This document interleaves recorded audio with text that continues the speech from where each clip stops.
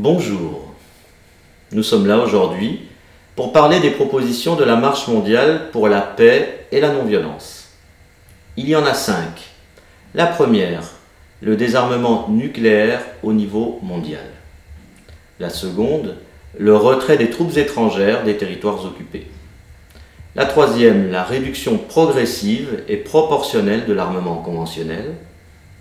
La quatrième, la signature de traités de non-agression entre les pays. Et enfin, le renoncement par les gouvernements à utiliser la guerre comme moyen de résoudre les conflits.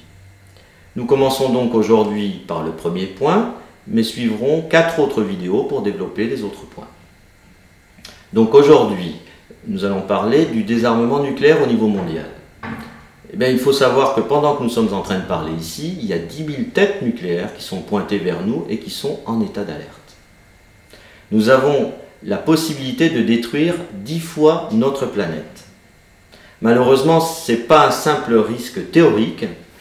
Si on regarde l'actualité récente, au mois de février, un sous-marin nucléaire français est entré en collision avec un sous-marin nucléaire britannique. Au mois de mars, un sous-marin nucléaire américain est entré en collision avec un navire américain. Plus récemment, la Corée du Nord a menacé le Japon d'un orage de feu sur ses batteries antimissiles.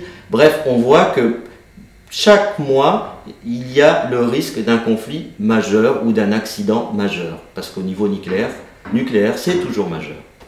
Bon, il y a aussi des signaux encourageants. Obama récemment a repris le dialogue avec la Russie, sachant que ces deux pays possèdent 80% de l'arsenal nucléaire au niveau mondial. Effectivement, c'est encourageant. De notre côté, en France, nous possédons 348 têtes nucléaires, de quoi supprimer la vie de près d'1 milliard de personnes. Or, nous n'avons aucun ennemi.